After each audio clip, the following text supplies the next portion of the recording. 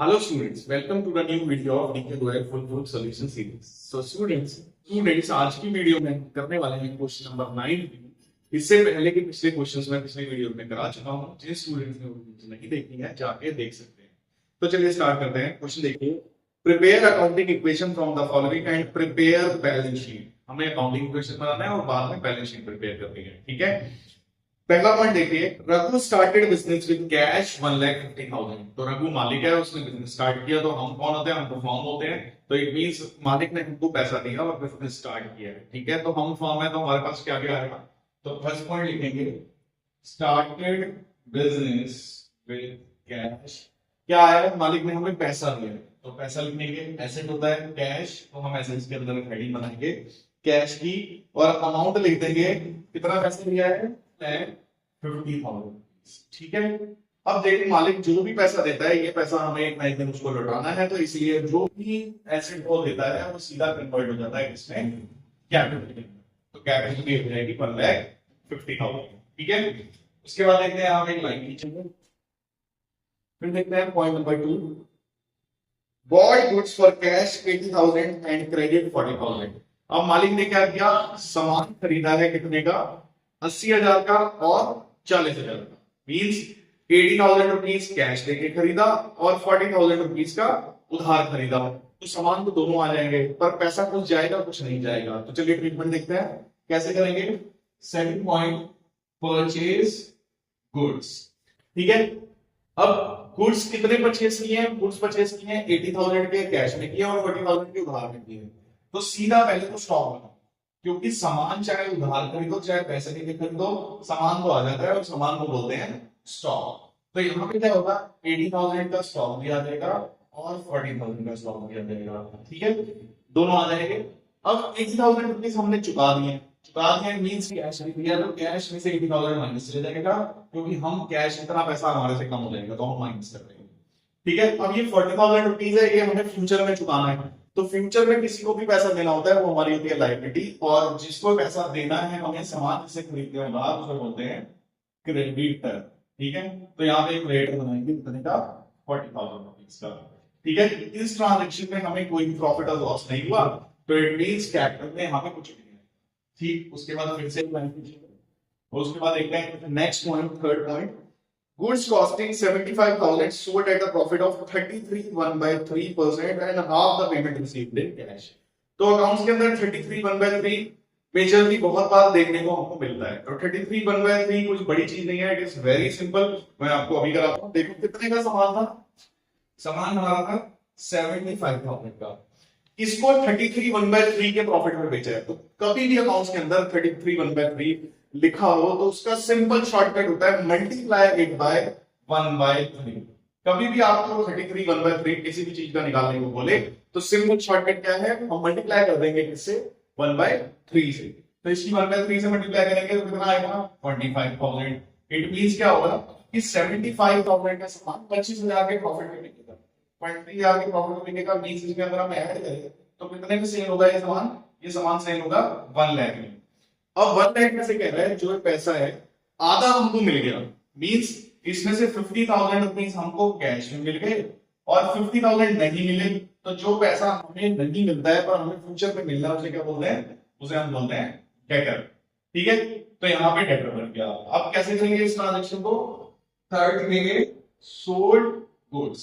अब देखो इस ट्रांजेक्शन के अंदर 50,000 रुपीज तो कैश आ गया, तो इट मींस कैश के अंदर 50,000 रुपीज प्लस हो जाएंगे। ठीक है, उसके बाद सामान यहाँ गया है, सामान कितना गया है? सामान गया है 75,000। तो सामान में से 75,000 माइनस कर। अब देखो 50,000 तो हो गया, आ गया हमारे पास। 50,000 अभी फ्यूचर में आएगा और फ्यूचर में जो पैसा आना था उसे हम क्या बोलते हैं? उसे बोलते हैं डेटर। तो डेटर प्री एसेट होता है, तो यहाँ पे हम एक कॉलम बनाएंगे और इसका डेटर। ठीक है, डेटर का हेड बना के यहाँ पे डेटर लिख देंगे। अब डेटर से कितना पैसा लेना है हमें? 50,000। तो 50,000 रुपीज हम डेटर पे लिख देंगे।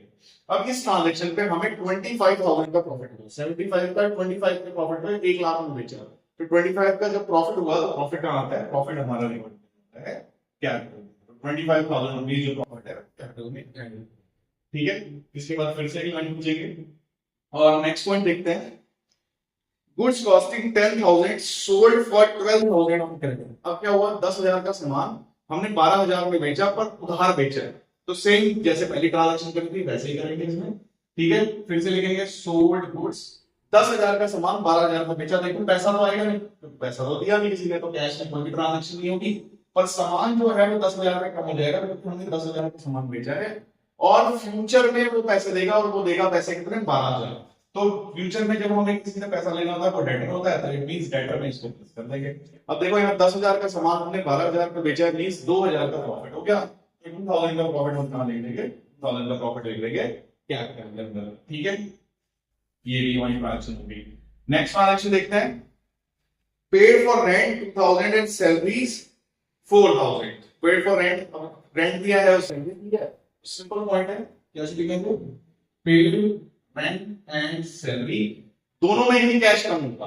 रेंट कितना है, रेंट है 2,000 और सैलरी हमारी है 4,000, तो मींस कैश 2,000 भी जाएगा और 4,000 भी जाएगा, दोनों ही माइनस कर दे रहे हैं, और ये दोनों ही एक्सपेंस हैं। एक्सपेंस हमारे लिए क्या होता है, सिंपल लॉस होता है, इट मींस दोनों ही कैपिटल में से माइनस होंगे, तो दोनों को 2,000 और 4,000 दोनों को ही हम कैपिटल से माइनस कर देंगे। ठीक है, दैट्स इट, ये ट्रांजैक्शन इसकी होगी, ये भी होगी हमारी ट्रांजैक्शन। अब उसके बाद देखते हैं point 6, goods costing 20,000 sold for 18,500 for cash. यहाँ पे क्या हुआ है, 20,000 का सामान 18,500 में बेचा है। तो देखिए बिजनेस में क्या होता है, कभी कभी ना हमें कोई सामान ना लॉस में बेचना पड़ता है। सपोज करो कोई सामान था, वो इतने टाइम से बिका नहीं और वो आउट ऑफ ट्रेंड चला गया, तो दुकानदार क्या करता है, कई बार उसको थोड़ा कम प्राइस में बेचने की कोशिश करता है कि एक्चुअली अगर वो पैसा थोड़े कम में बिक जाएगा, लाइक यहाँ 20,000 का सामान था, अब 20,000 का सामान अगर 18,500 में बेचा गया, इट मींस क्या हुआ कि जो उसके 18,500 जो फंसे हुए थे इतने टाइम से पैसे, अब वो पैसे में कन्वर्ट हो गए। तो भले से 1,500 का इसमें लॉस हो गया, पर क्या हुआ, वो 20,000 का सामान जो उनका पड़ा था अब वो कन्वर्ट हो गया इन टर्म्स ऑफ मनी। तो बिजनेस में बहुत बार ऐसा होता है कि कई सामान हमें, कभी कभी कोई सामान जो हमारा बिक नहीं रहा होता है, सेल नहीं हो रहा था, उसको हम लॉस में भी बेच देते हैं, तो ऐसा भी हो सकता है। तो यहाँ पे सिंपल क्या हुआ है, 20,000 का सामान कितने में बिका है, 18,500 के अंदर। ठीक है, तो इसकी कितना एंट्री करेंगे 6, फिर से लिखेंगे सोल्ड गुड्स। अब देखो जो पैसा आएगा वो आएगा 18,500, तो हम क्या लिखेंगे 18,500 कैश में प्लस कर देंगे, पर जो सामान जाएगा वो कितना जाएगा, वो जाएगा 20,000 का।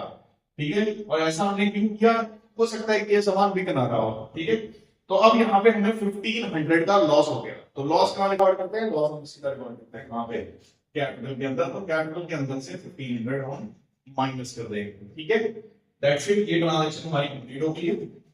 इसके बाद हम इन सबको प्लस करेंगे, कैश 1,50,000 ये दोनों प्लस किए हैं, तो यहाँ पे 2 लाख, फिर ये 280 आ गया, 280 में से 86 माइनस करेंगे तो हमारा आंसर आएगा 1,50,500। ठीक है, इसको प्लस कर देंगे। अब देखो स्टॉक के अंदर ये दोनों प्लस किया, बाकी सारे माइनस किया, मींस इन सबको प्लस करके इसमें से माइनस कर देंगे, तो 120 में से माइनस करना है हमको कितना, 85, 1,05,000, तो 120 में से 1,05,000 माइनस करेंगे तो कितना आएगा 15,000 रुपीस। तो हम ये दोनों प्लस हो रहे हैं, तो इन दोनों को प्लस करेंगे तो कितना आ जाएगा 62,000 रुपीस। क्रेडिटर में कुछ नहीं है, तो क्रेडिटर कितने आ जाएंगे 40 आ जाएंगे। अब ऐसे ही कैपिटल देखते हैं, कैपिटल पे 150 प्लस 25 175 177 177 में से ये तीनों ट्रांजैक्शन को माइनस करेंगे तो फिर हमारा आंसर आएगा 1,69,500। अब इसको इसमें प्लस करो तो हमारी वैल्यू आएगी 2,09,500।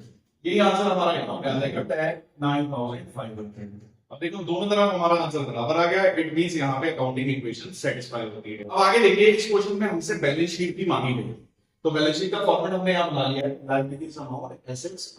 ठीक है, अब इसमें लिखेंगे क्या, जितने भी हमारे एसेट्स हैं वो एसेट साइड पे लिखेंगे, एसेट कितने हैं 1 2 3, तो तीनों को यहाँ लिखेंगे। पहला क्या है, पहला है कैश, कैश की वैल्यू कितनी है 1,32,500।